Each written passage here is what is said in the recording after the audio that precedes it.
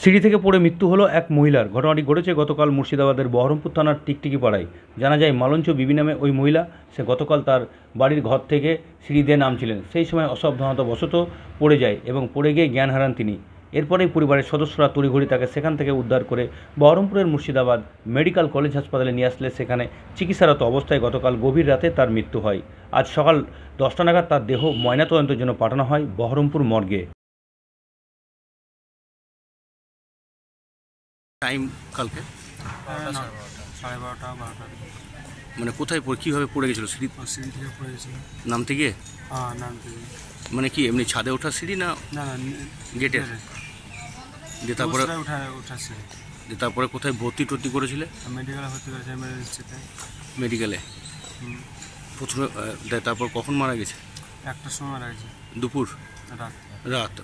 আচ্ছা, কি নাম ওনার? মালঞ্চ বিবি। মালঞ্চ বিবি। মোটামুটি বয়স কীরকম? 75। বাড়ি কোথায়? টিকটিকি পাড়া, থানা? বহরমপুর। তোমার নাম? বনিয়ামিন শেখ।